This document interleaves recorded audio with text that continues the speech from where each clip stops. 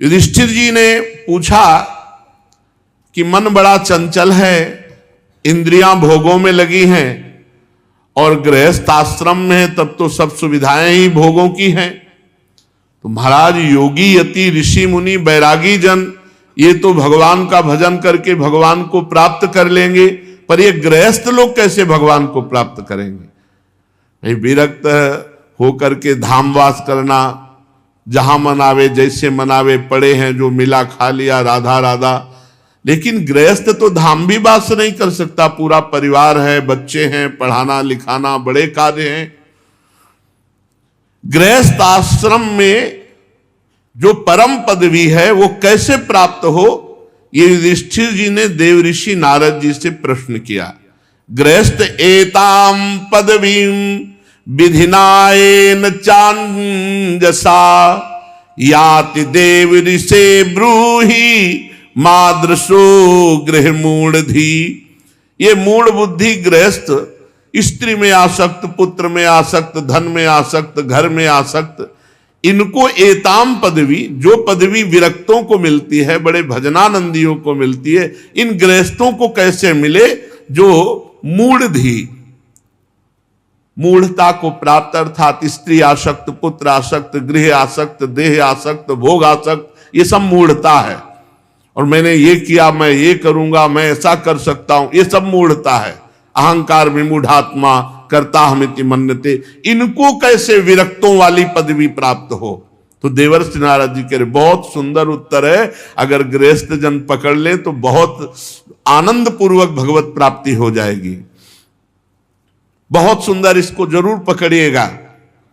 कह रहे गृहेष्वस्थितो राजन क्रिया कुर्वन् गृहोचिताः वासुदेवार्पणम साक्षात उपासित महामुनीन। बिल्कुल खुली बात कह दी। राजा युधिष्ठिर से कहा नारद जी ने कि गृहस्थ आश्रम बड़े आराम से सुख सुविधा से भगवत प्राप्ति कर सकता है। क्या करे? जो गृहस्थी के कार्य हैं उन सब कार्यों को वो भगवान श्री कृष्ण के चरणों में समर्पित कर दे। गृहेषु वस्थितो राजन क्रिया कुर्वन् गृहोचिताः। गृहस्थी में उचित क्रियाएं, पापमयी नहीं, उचित क्रियाएं जो गृहस्थ धर्म के अनुसार भागवतिक क्रियाएं, किसानी, व्यापार, नौकरी, जो जो आप कर रहे हैं पर उचित, पापाचरण पूर्वक नहीं, वो क्रियाएं भगवान को अर्पित कर दे।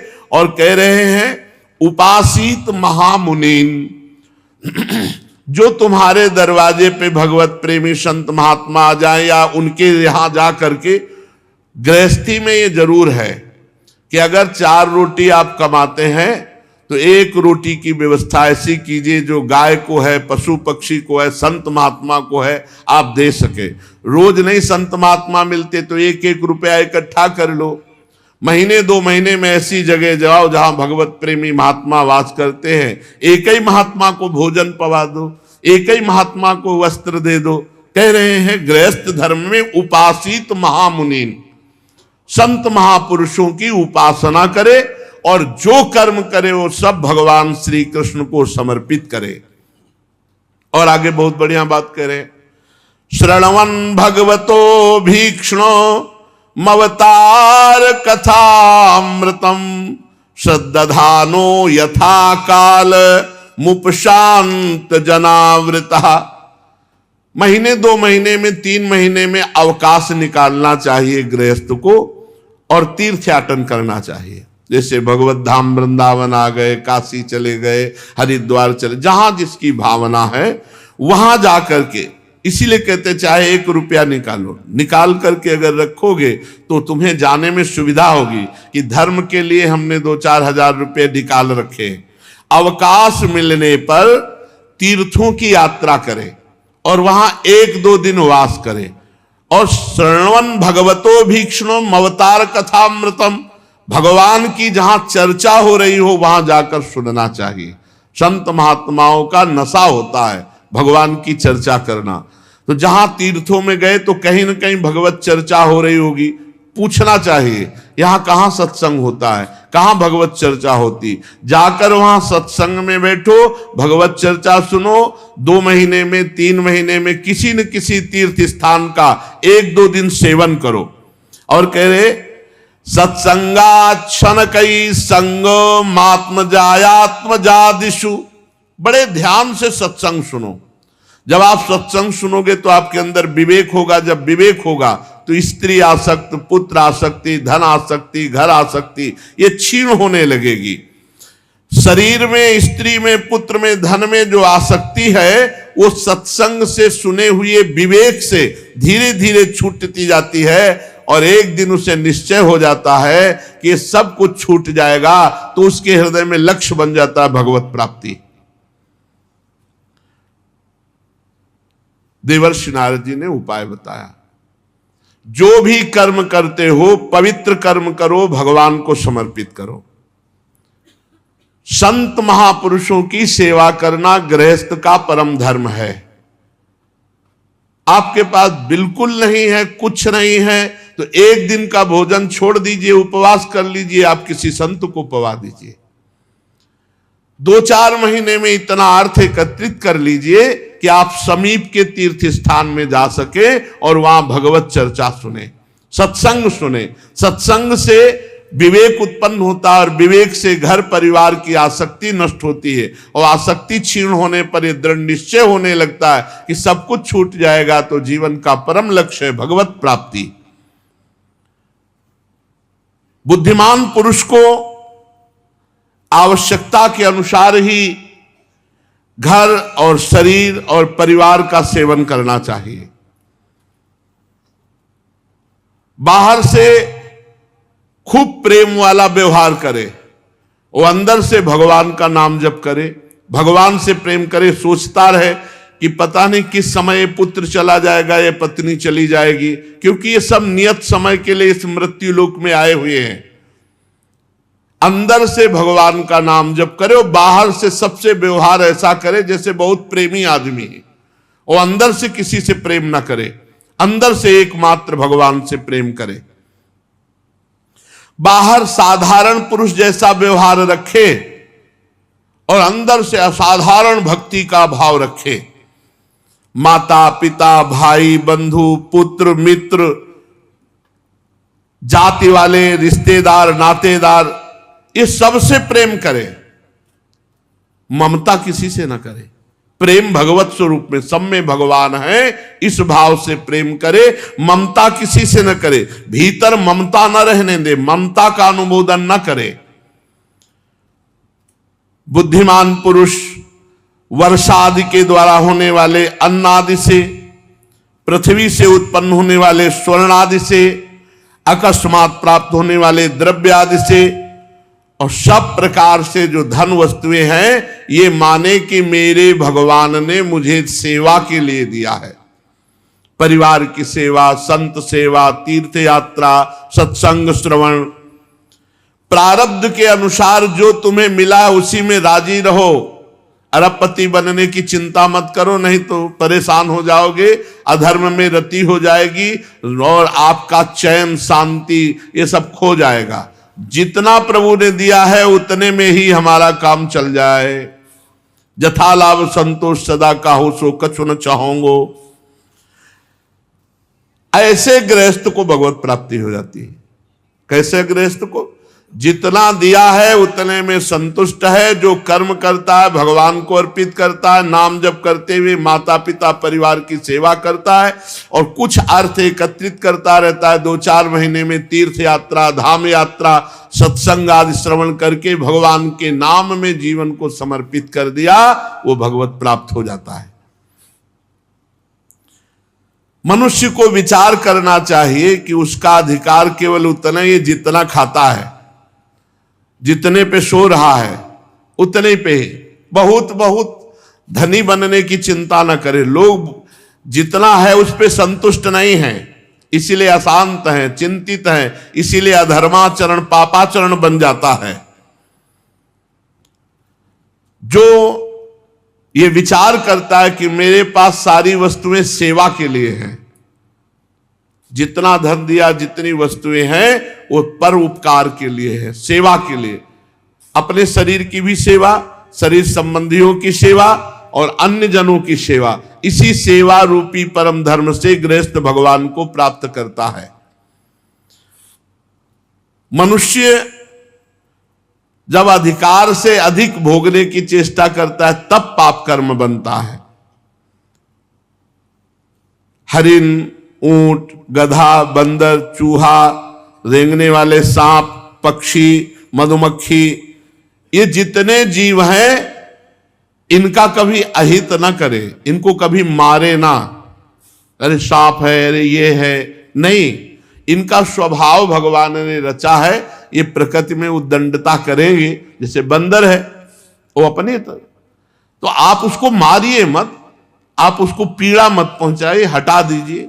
ऐसे सांप है, बिच्छू है, छिपकली है, इनको हटा दीजिए। मच्छर है, हटा दीजिए। आप मच्छर वाली जाली लगा कर सो जाइए, लेकिन मारिए मत।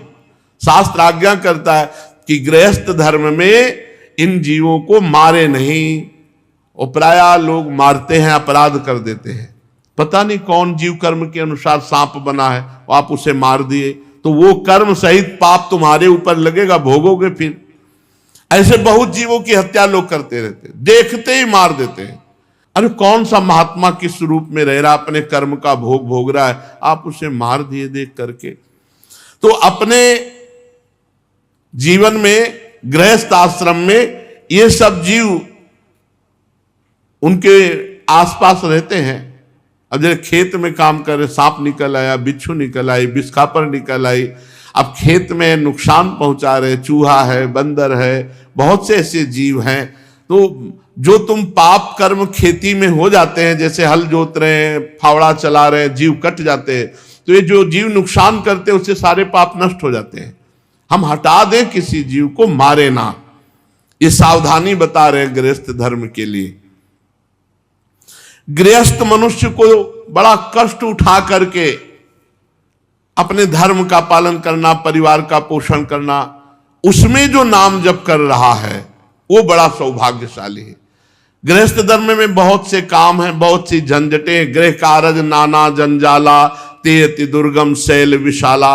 वो पहाड़ के पहाड़ जैसे चिंताएं हैं। उस समय वो भजन कर रहा है, वो ऐसे समय में भजन कर रहा है कि उसको लाखों चिंताएं हैं, इसीलिए उसका भजन उसे भगवत प्राप्ति करा देता है, भोग भोगते हुए भी।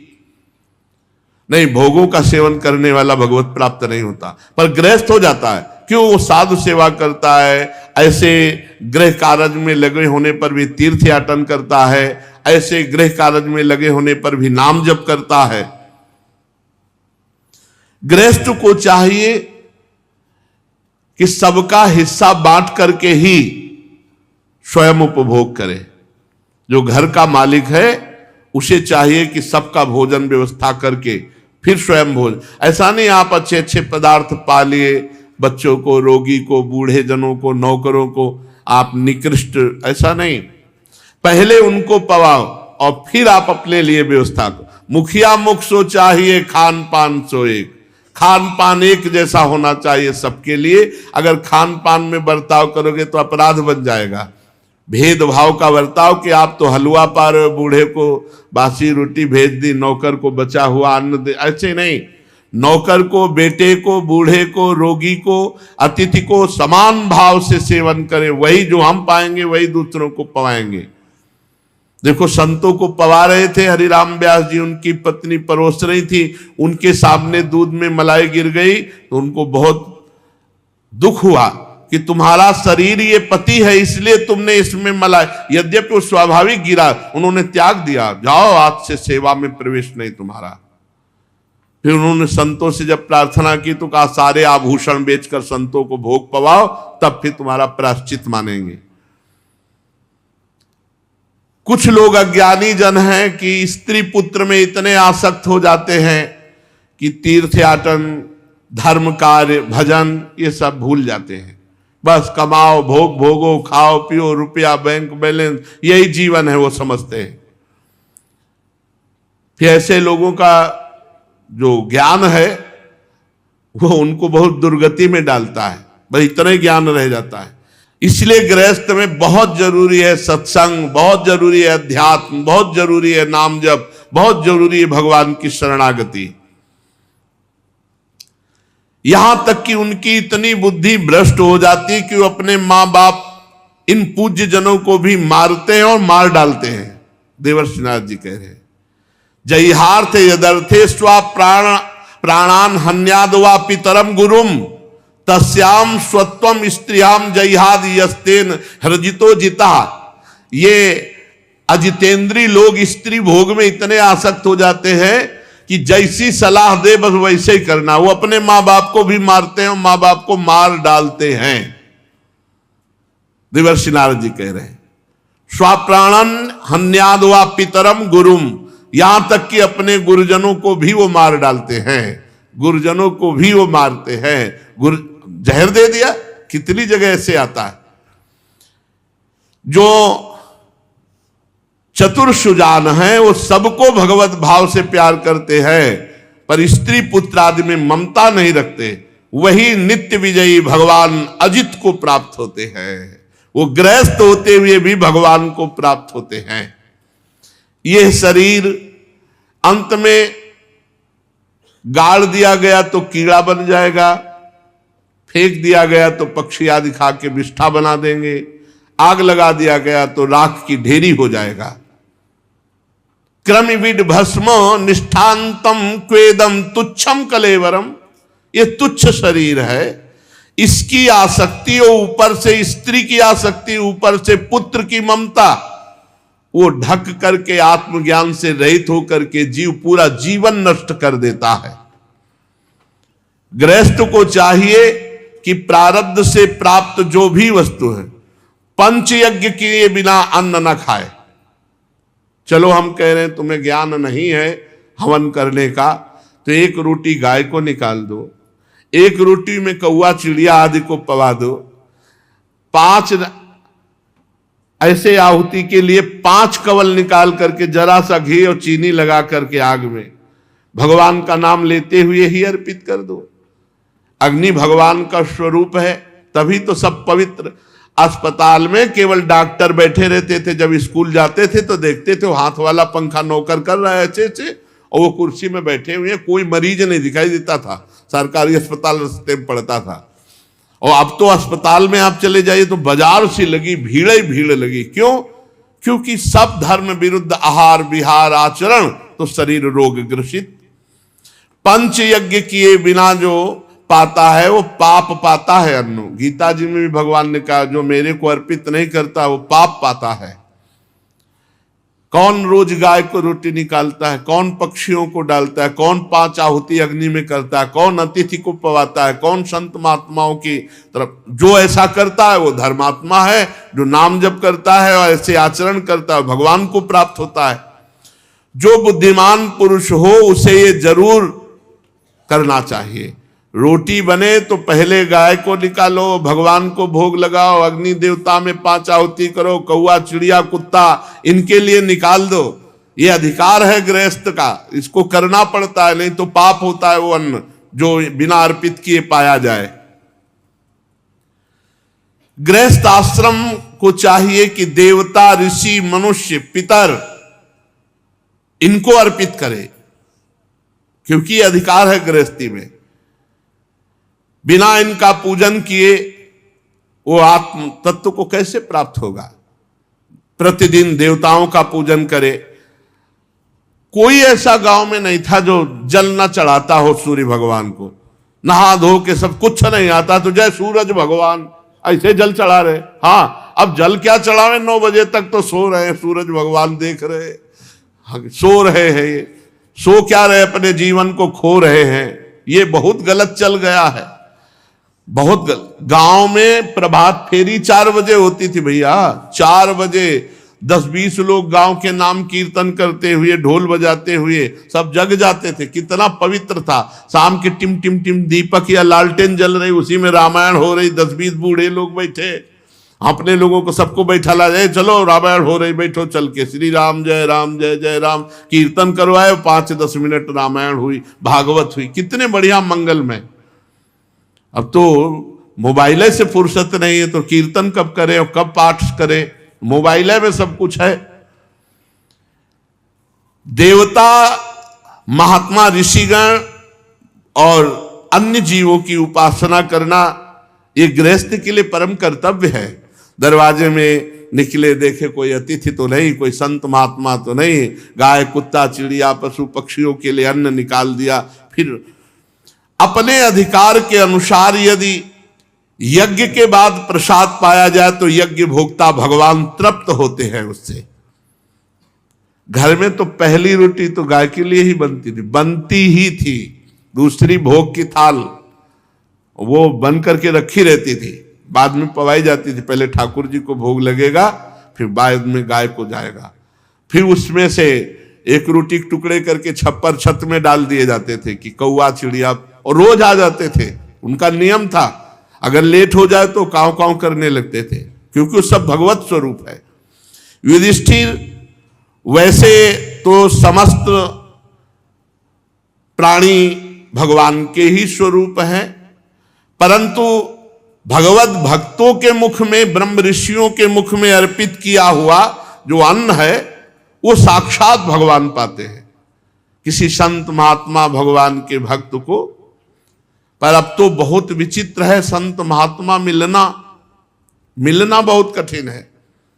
आज मतलब सांप्रदायिक आचार्य परंपरा से मंत्र दीक्षा वैष्णव या सन्यास बड़े विचित्र, कहीं कोई बिरला ही मिलता है, नहीं तो अब जो मन आवे जो करे। कोई टकसाल तो है नहीं, जो पूज्य श्री गोरेदाव जी के भी महाराज जी आए तो वो यही कहते कि बाबा टकसाल तो है नहीं कि अब पूछी जाए, और पूछी जाए तो उनमें सैकड़ों में से ऐसे दो चार निकलेंगे।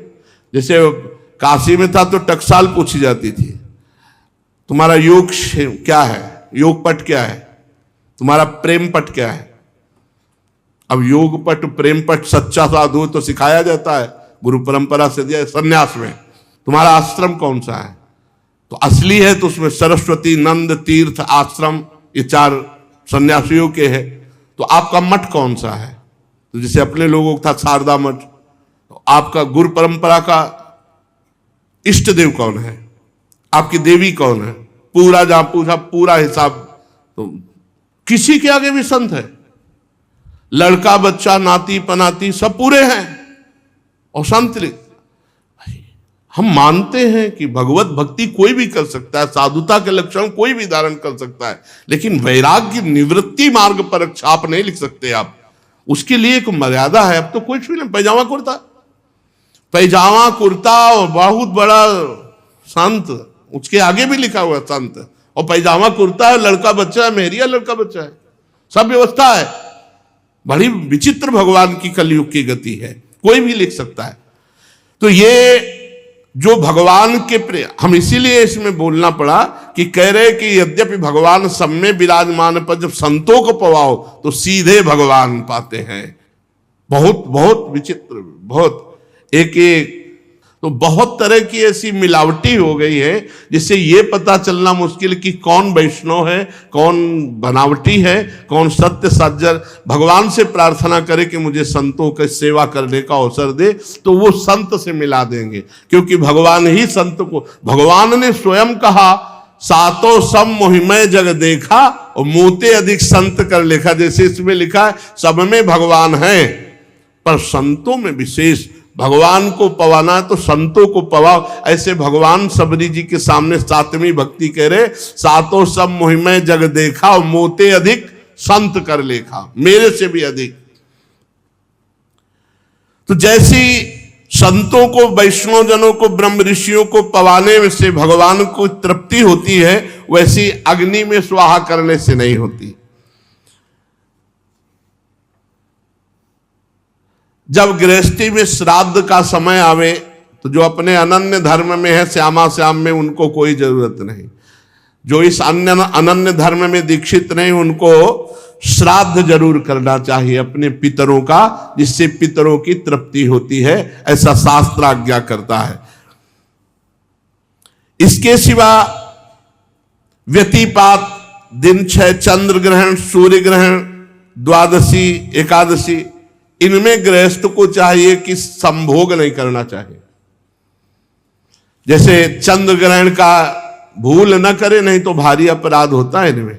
चंद्र ग्रहण है, सूर्य ग्रहण है, एकादशी है, द्वादशी है, भगवान की जन्म तिथियां, कृष्ण जन्माष्टमी, राधाष्टमी, रामनवमी, नवदुर्गा, ये जो पवित्र दिन है इनमें बहुत संयम से रहना चाहिए गृहस्थ धर्म में।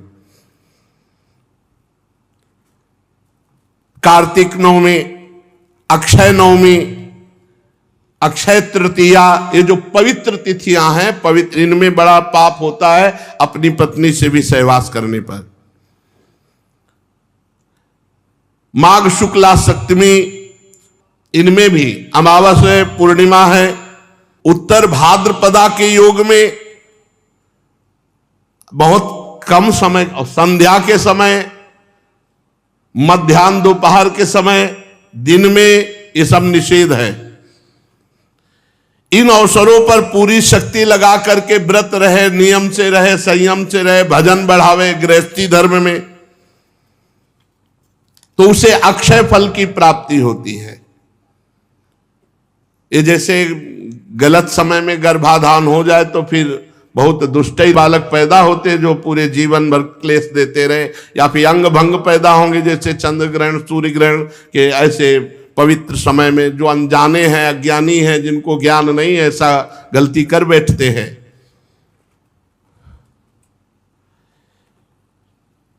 युधिष्ठिर, मैं उन स्थानों का वर्णन करता हूं जो धर्म आदि श्रेय की प्राप्ति कराने वाले हैं। सबसे पवित्र देश वह है जिसमें कोई भगवान का भक्त रहता है। पवित्र स्थान कौन है? बोले जिस नगर में, जिस क्षेत्र में कोई भगवान का भक्त, कोई संत महात्मा रहता है, वो पवित्र है। एक नगर में अगर एक संत है तो पवित्र है। तो सोचो, धाम है, यहां तो सभी संत हैं, यहां असंत कौन हो सकता है? वैष्णव धाम है, भगवान कृपा करके ही यहां तो बुलाते हैं। और दान सतपात्र को देना चाहिए, अपात्र को दिया हुआ दान दुर्गति करवा सकता है। इसलिए भोजन तो किसी को भी दे सकते हैं, ठंडी में कांप रहा है वस्त्र दे सकते हैं, लेकिन रुपया बहुत होश से दो, जहां देने से पता है कि ठीक जगह प्रयोग किया जाएगा। अगर वो रुपया लेकर गलत जगह प्रयोग करता है, शराब पीता है, तो अपात्र को आपने दान दे दिया, बहुत संभल करके। सबसे बड़े पात्र है श्री भगवान, भगवान को अर्पित करें। लो, आपकी वस्तु आपको है, अब दुरुपयोग करे तो आप देखो, आप जानो, आप संभालो। और वैसे संत जन यही करते हैं कि भगवान के सामने रखवाते हैं, रखो श्री जी के सामने, वो ही सत्पात्र है। चराचर जगत उन्हीं का है। जहां भगवान का श्री विग्रह विराजमान हो और जो तपस्या परायण हो, विद्वान हो, दयावान हो, भगवत भजन परायण हो, जो गंगा यमुना के पावन का सेवन करता हो, ऐसो सत्पात्र को दान की महिमा लिखी हुई है। जो पुष्कर आदि क्षेत्र हैं, कुरुक्षेत्र हैं, या जहां सिद्ध पुरुष रहते हैं, प्रयाग तीर्थराज, गया, पुल्हाश्रम, नैमिषारण्य, फाल्गुन क्षेत्र, सेतुबंध रामेश्वर, प्रभास क्षेत्र, द्वारिकापुरी, काशीपुरी, मथुरापुरी, ब्रज 84 कोस, पंपासर, बिंदु सरोवर, बद्रिकाश्रम, अलकनंदा, भगवान सीताराम जी की जैसे अयोध्यापुरी, चित्रकूट और महेंद्र पर्वत, मलय पर्वत, ये सब हमारे देश के परम पावन जो महामहिम स्थान हैं। कभी कभी इनमें जाकर भ्रमण करना चाहिए।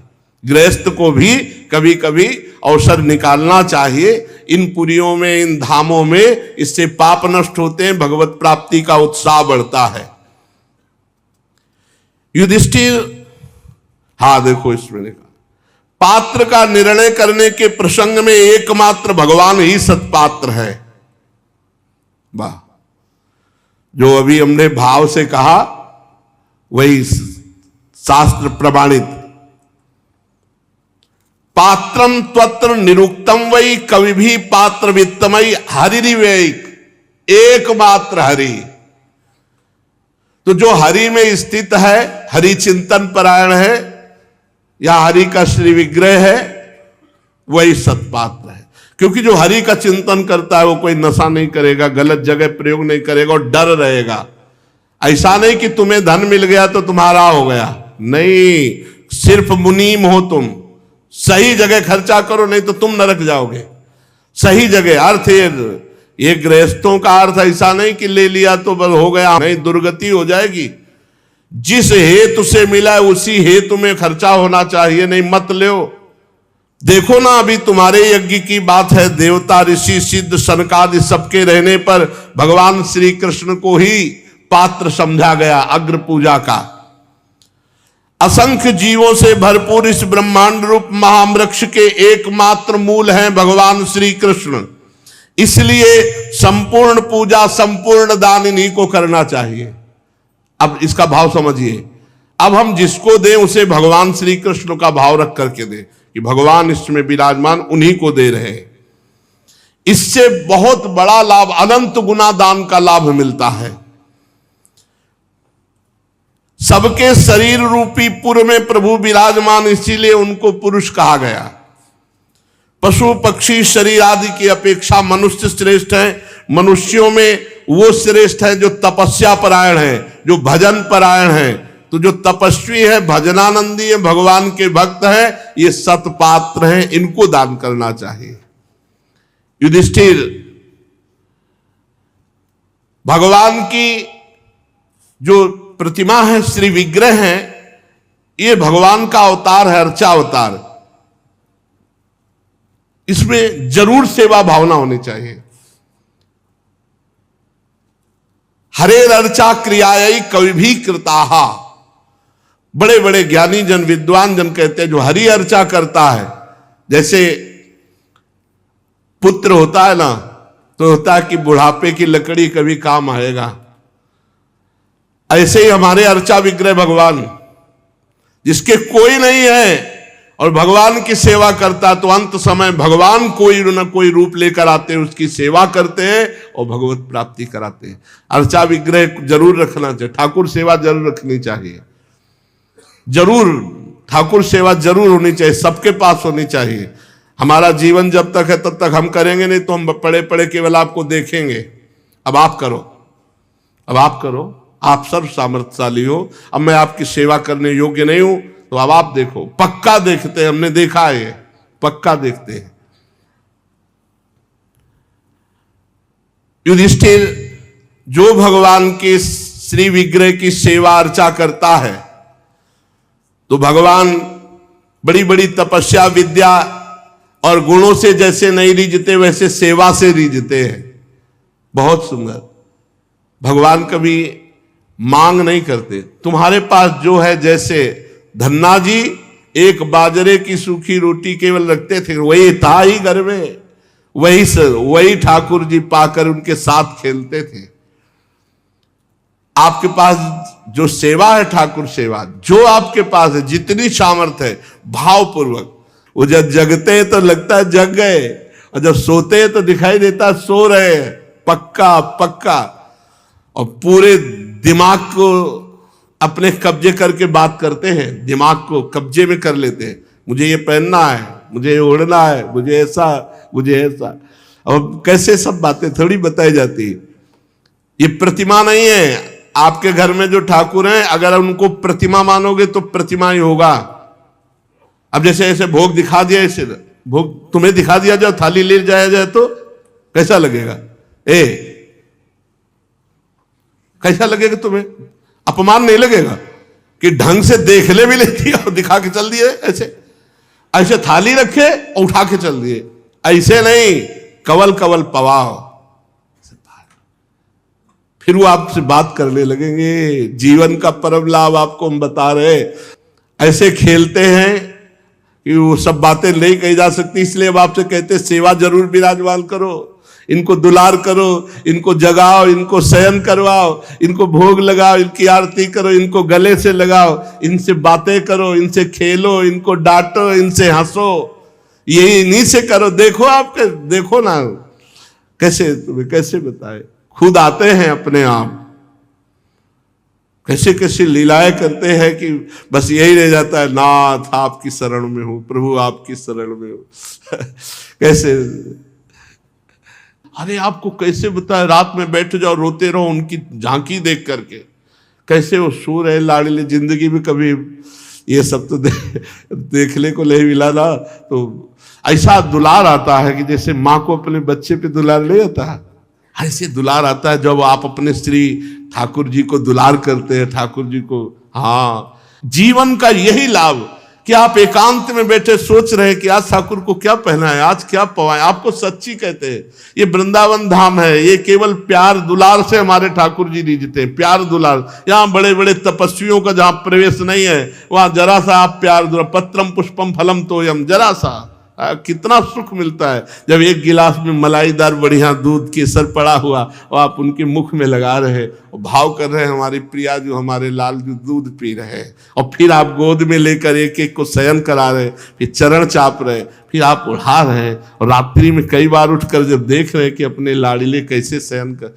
अरे ये बातों वाली उपासना नहीं है, इसमें चित्त जोड़ने वाली उपासना। प्रेम सहित हुलसात सेवा श्यामा श्याम की जय मनी भात, दिन दिन प्रति अनु। कभी अपने ठाकुर को ऐसे छाती से लगाओ, ऐसे छाती से लगाओ, फिर देखो आपके दिल में कैसा होता है, और उनको फिर शयन कराओ, और फिर उनके चरण चापो, और फिर दुलार करते हुए पद सुनाते हुए शयन करो। लड़े तीजू के नयनन नींद घुरी, श्यामा जू के नयनन, बहुत धीरे धीरे चीख चीख के ले, क्योंकि शयन कर ले जा रहे।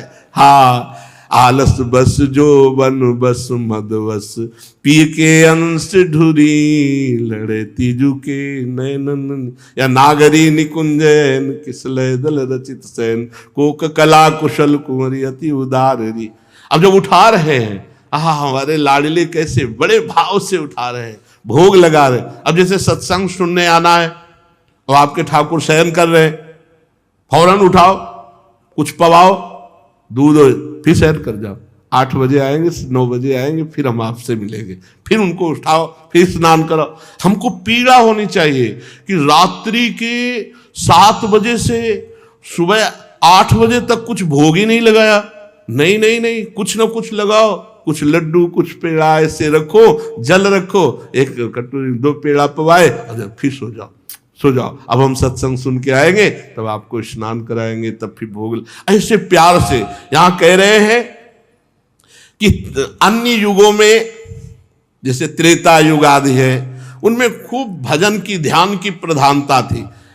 अब इस समय सेवा की प्रधानता, नाम जप करते, बहुत जल्दी ठाकुर रिझ जाते सेवा से, बहुत जल्द। और ये मत समझो कि आपकी सेवा स्वीकृत हो रही कि नहीं, कि हमने जल पिलाया, ठाकुर जी ने तो पिया नहीं, हमने भोग लगाया, ठाकुर पूरा का पूरा वो पाते हैं, पूरा का पूरा।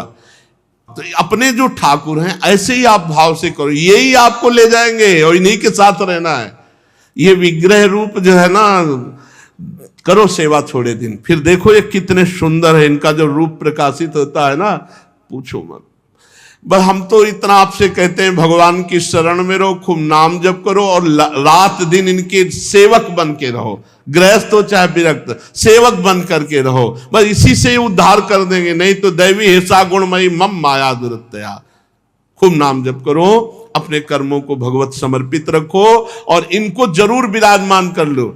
आपके पास सामर्थ्य ना हो तो छोटे छोटे विराजमान कर लो, छोटी सी पोशाक है, थोड़ा भोग लगा दिया, थोड़ा प्यार। ठाकुर सेवा जरूर, ठाकुर सेवा से निश्चित सारे कर्म भस्म हो जाएंगे और भगवत प्राप्ति हो जाएगी। वो लाडले बैठे हैं सामने, साक्षात बैठे, कण कण में हैं, तो फिर श्री विग्रह में क्यों नहीं है। खूब रात दिन इनका दुलार करो।